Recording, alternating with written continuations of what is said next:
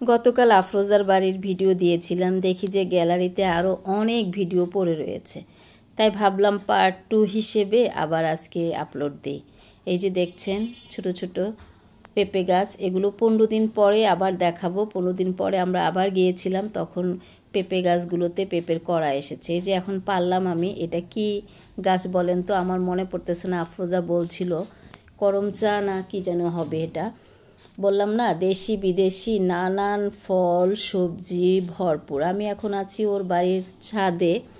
এই যে পুঁইশাক আর টমেটো, আর এটা হচ্ছে ড্রাগন গাছ।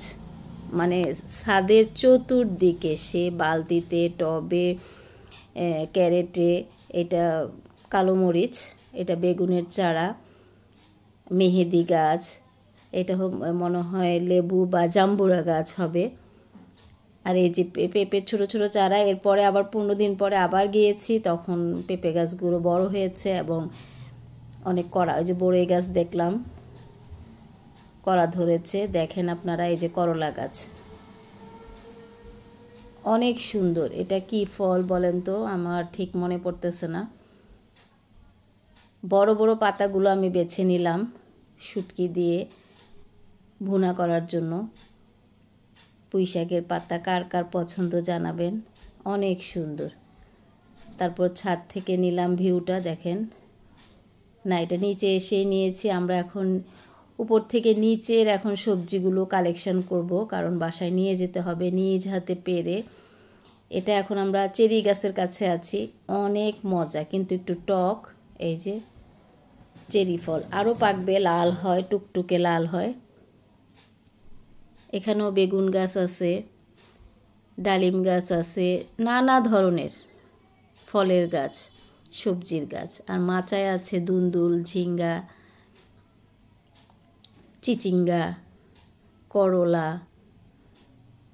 এখানে দেখলাম আমি বাদাম গাছ আছে, সজনে গাছ আছে, পেয়ারা গাছ আছে। আর এখন আমরা আছি ডাঁটা শাকের ক্ষেতে। এখানে আশেপাশের ভিডিওগুলো করি না, ওখানে মরিচের চারাও আছে, পাট শাক আছে, লাল শাক আছে, ধনেপাতা আছে। মাশাআল্লাহ, আলহামদুলিল্লাহ, অভাব নাই, কোনো কিছু নাই বলে কোনো কথা নাই। আফরোজার ক্ষেতে কোনো সবজি নাই বলে কোনো কথা নেই, মাশাআল্লাহ সব কিছুই আছে। দুপুরের আগে সব শাক সবজি পাড়ার পরে আমরা পুকুরে ডুবাইতেছি, আর আফরোজা দোতলা থেকে আমাদের ভিডিও করতেছে। খুবই আনন্দঘন মুহূর্ত, স্মরণীয় হয়ে থাকবে, তাই স্মরণীয় করে রাখার জন্য টাইম লাইনে রেখে দিলাম। এই যে 15 দিন পরে আবার গিয়েছি, কারণ আমরা যে গিয়েছি তার ভিডিও ছবি দেখে আরও বন্ধুরা যাওয়ার উৎসাহ প্রকাশ করাতে আমরা 15 দিন পরে আবার গিয়েছি।